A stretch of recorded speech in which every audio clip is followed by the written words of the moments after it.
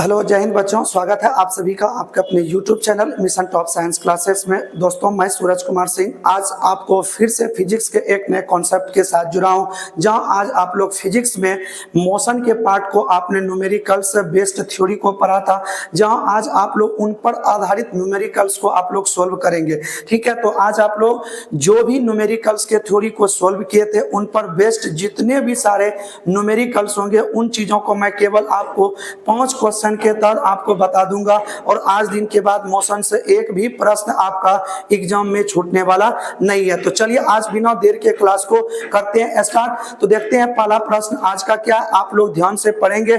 अगर आप लोगों को इनका जवाब देना होगा तो वीडियो को पॉज करके अपने कॉपी पेन लेकर के बैठेंगे, जहां उन प्रश्नों का जवाब देंगे आप लोग पहले और आप लोग अपना आंसर मिलाएंगे, क्योंकि इसमें आपको ऑप्शन के साथ दिया गया है। तो चलिए हम लोग आज सब पढ़ते हैं मोशन के न्यूमेरिकल्स को। ठीक है, देखिए आज का पहला प्रश्न रहने वाला है, आप लोगों का ध्यान से पढ़िएगा।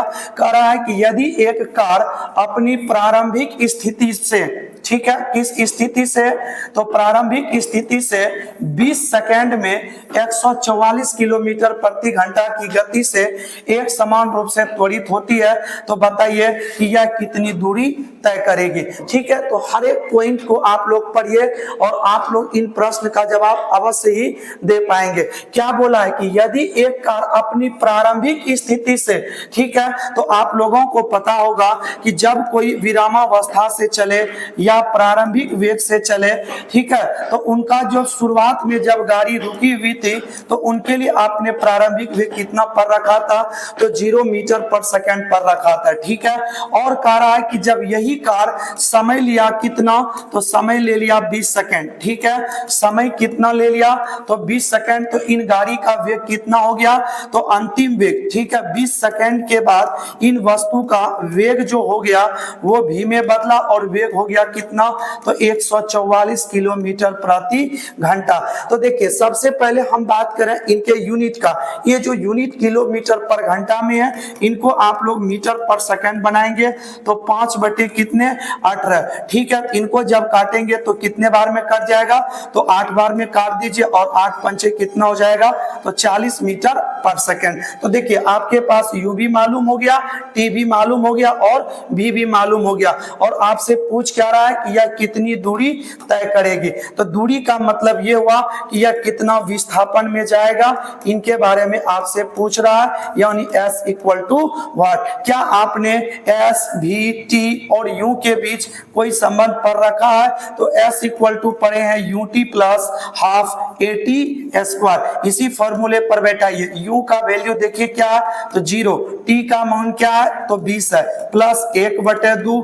अब देखिए आपके पास a मालूम नहीं है, कोई बात नहीं है, आप a अच्छी तरह से निकाल सकते हैं, v minus u by t, गुने में क्या लिखा है, तो t स्क्वायर। ठीक है, 0 गुने 20 करेंगे तो 0 हो जाएंगे, तो 1/2। देख लीजिए v का वैल्यू कितना है, तो 40, माइनस u का मान देखिए 0 और t का मान क्या है, तो 20 है, तो यहाँ पर हम लोग 20 रख देंगे, और यहाँ देख रहे हैं t स्क्वायर है, तो 20 का क्या हो जाएंगे स्क्वायर। अब इनको आप सोल्व कर दीजिए, आपके प्रश्न का आंसर निकल के आ जाएंगे। तो 1/2, देखिए ये 40 बटे हो गए कितना, तो 20, यहाँ पर 20 का स्क्वायर हो जाएंगे 400। इनको काट दीजिए कितने बार में, तो 2 बार में, ये 2 से 2 कट गया और कितना निकल के आ रहा है, तो 400 मीटर। आपका डिस्प्लेसमेंट गाड़ी कितना क्या है 20 सेकंड में, तो 400 मीटर। आप देख लीजिए जो भी आपका ऑप्शन मिलेगा वो आपका बिल्कुल क्या होगा, सही होगा। तो ऑप्शन नंबर ए इनका क्या हो जाएगा, बिल्कुल सही हो जाएगा।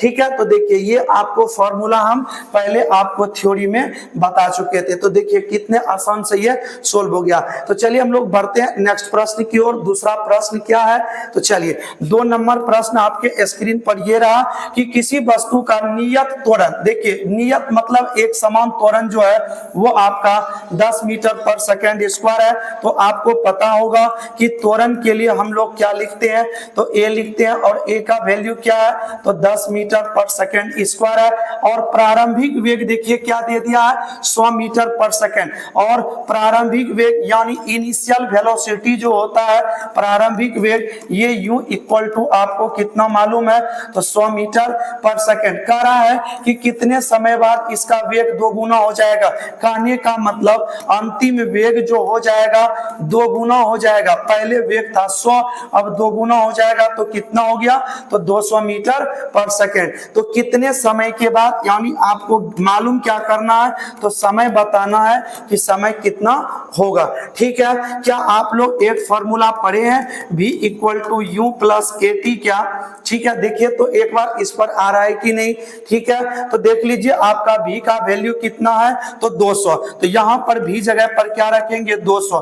u का मान देखिए क्या, तो 100 है, प्लस a देखिए a आपको मालूम है कितना, तो 10। आपको समय मालूम करना है तो t को छोड़ दीजिए। इस 100 को इस ओर लाइए तो 200 माइनस 100 हो जाएंगे, बराबर 10 इंटू टी बचेंगे। ठीक है, चलिए अब ये आपका माइनस हो जाएंगे तो 100 हो गया इधर, इक्वल टू 10 टी। इसका ये दोनों खत्म कर दीजिए, टी इक्वल टू कितने सेकंड हो जाएंगे, तो 10 सेकंड हो जाएंगे। ठीक है, तो देखिए इसका ऑप्शन नंबर जो होगा वो ऑप्शन नंबर ए बिल्कुल क्या हो जाएगा, सही हो जाएगा। बताइए कितना आसान ये प्रश्न है जो कि आपको ये सवाल में दिया हुआ था। ठीक है, चलिए तो बढ़ते हैं नेक्स्ट प्रश्न की ओर, प्रश्न संख्या 3 की ओर। देखते हैं तीसरे में क्या दिया गया है। चलिए तीसरा प्रश्न ये रहा आपके स्क्रीन पर। अगर आपको जवाब देना है तो आप जरूर एक बार वीडियो को पॉज करिए, पढ़ लीजिए और उन प्रश्नों का जवाब दीजिए अपने से।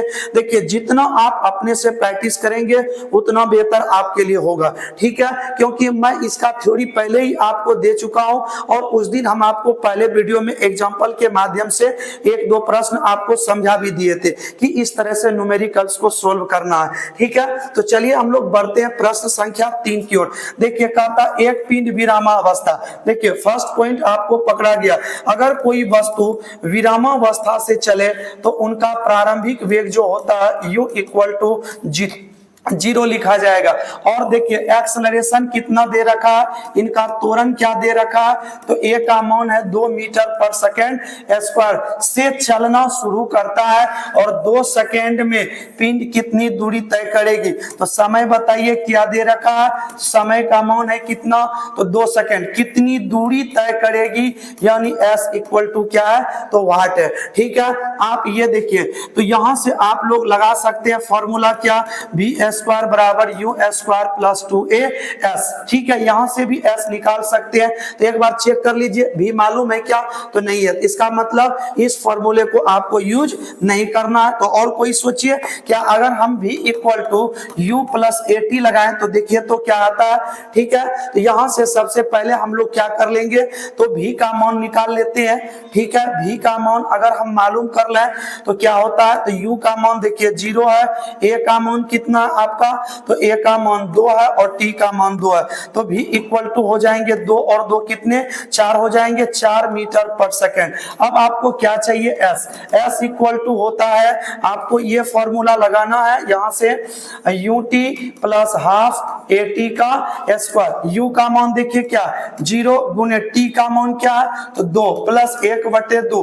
a का मान देखिए क्या, तो 2 और t स्क्वायर यानी 2 का क्या ले लेंगे, तो स्क्वायर। ये तो 0 में चला गया, ये 2 से 2 कट गया और 2 का स्क्वायर 4। तो देखिए ये आपका हो जाएंगे कितना मीटर, 4 मीटर। दूरी कितने मीटर हो गए, 4 मीटर। ऑप्शन नंबर सी आपका सही है। अगर पूछता कि इसका अंतिम वेग बताइए तो वो कितना निकलता, तो 4 मीटर पर सेकंड। हालांकि हमें दूरी पूछा है तो हम लोग इस फॉर्मूले का उपयोग करके केवल s को फाइंड कर लेंगे। ठीक है, तो देखिए ये भी आपका s equal to UT plus half at square पर ही बना है।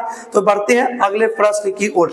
देखिए अगला प्रश्न आपका ये रहा कि एक रेलगाड़ी 72 किलोमीटर प्रति घंटे की गति से चल रही है। ठीक है, चल रही है कितना से, तो 72 से। तो यहाँ पर हम लोग ये कह सकते हैं कि u इक्वल टू जो है वो 72 किलोमीटर प्रति घंटा है। अगर मीटर पर सेकेंड में लाएंगे तो 5/18 से मल्टीप्लाई कर दीजिए तो 5 चौके 20 मीटर पर सेकेंड हो जाएंगे। तो u का वैल्यू हो गया 20 मीटर पर सेकेंड। कहता इसे 200 मीटर की दूरी पर रोकना है, यानी जब s इक्वल टू हम कितने मीटर चले जाएंगे 200 मीटर, तो गाड़ी रुक जाएगी। जब गाड़ी रुक जाती है तो उनका अंतिम वेग भी इक्वल टू क्या होता है 0। तो बताइए त्वरण क्या होगा, तो आपको a पूछ रहा है, तो a इक्वल टू क्या वाट। ठीक है, तो यहाँ पर a का मान किसमें फाइंड आउट होगा आपको, तो वो माइनस में ज्ञात होगा। किसमें ज्ञात होगा, तो माइनस में आपको ज्ञात हो जाएगा। चलिए तो देखिए यहाँ से s बराबर आपको दिया है 200, तो हम लोग पढ़े हैं ut प्लस हाफ at का स्क्वायर बराबर कितने 200। इसी फॉर्मूले पर यूज करिए, तो u का मान देखिए आपको कितना, तो 20 गुने t का मान मालूम है क्या, t का मान आपको मालूम नहीं है इसमें, तो अच्छा एक काम करते हैं, t को हम लोग रहने देते हैं। अच्छा एक चीज और, अगर इसको हम देखें कि u दिया हुआ है, s दिया हुआ है, ठीक है, अंतिम वेग क्या है 0। रुक जाइए, आप लोग डायरेक्ट एक बार भी जवाब दे सकते हैं इन प्रश्नों का। किस फॉर्मूले पर, तो आप लोग डायरेक्ट इस फॉर्मूले को यूज करिए, B square equal to U square plus 2as को, एक बार में आपका जवाब आ जाएगा। तो देखिए अंतिम वेग v का वैल्यू 0, u का मान कितना है 20, तो 20 का स्क्वायर प्लस 2 गुने a का मान देख लीजिए आपको फाइंड करना है, छोड़ दीजिए। s का मान देखिए क्या है, तो टोटल दूरी कितनी है, तो 200 है। ठीक है, तो 0 का स्क्वायर 0, 20 का स्क्वायर 400 प्लस ये हो जाएंगे कितने 2 दूनी 400 हो जाएंगे। ठीक है, ये आपका हो जाएगा 400a। इसको इस ओर ला लीजिए, तो ये हो जाएंगे माइनस में 400, इधर हो जाएंगे 400a, इसलिए यहां से a फाइंड करेंगे, तो माइनस 400 बटे 400 काट दीजिए 1, यानी a का मान माइनस 1 मीटर पर सेकेंड स्क्वायर। याद करिए हम आपको बताए थे कि जो त्वरण ऋणात्मक होता है, ठीक है, ऋणात्मक त्वरण को ही हम लोग क्या कहते हैं, मंदन कहते हैं। ठीक है, अतः a का मान जो है आपका 1 मीटर पर सेकेंड स्क्वायर हो जाएगा। तो इस सवाल का आंसर कितना होगा, तो 1 हो जाएगा। ऑप्शन नंबर ए बिल्कुल सही है। चलिए लास्ट प्रश्न है इसका, और आप लोग ध्यान से इनको बनाएंगे। ठीक है, चलिए तो देखते हैं, यदि एक ट्रॉली विरामावस्था से, तो जब कोई वस्तु विरामावस्था से चले तो u का मान 0, और आगे कहता है 2 मीटर पर सेकेंड स्क्वायर के त्वरण से गतिमान है, तो a का मान हो जाएंगे 2 मीटर पर सेकेंड स्क्वायर। तो 4 सेकेंड में t बराबर कितने हैं, तो 4 सेकेंड में उसका वेग भी इक्वल टू क्या होंगे, तो आप लोग तो पढ़े हैं v बराबर u प्लस क्या at, तो u का मान है 0, a का मान है 2, t का मान क्या है 4, तो ये 0 प्लस 4 दूनी 8, ये हो जाएंगे 8 मीटर पर सेकेंड। इसमें खोज लीजिए, ऑप्शन नंबर ए आपका क्या है सही है। ठीक है, तो ये था आपका 5 प्रश्न था जो कि हम आपको कल मोशन के थ्योरी को बताए थे, और उनसे जो भी प्रश्न आपको बनेगा, मैं दावे के साथ कहता हूं कि अगर यदि मोशन में जो हम आपको गति का समीकरण और एक्सेलरेशन को डील किए, इनके बाद कोई भी प्रश्न आपको नहीं पूछेगा। चलिए तो रहने देते हैं, आज का क्लास यही खत्म करते हैं, मिलते हैं नेक्स्ट वीडियो में, तब तक के लिए धन्यवाद, जय हिंद।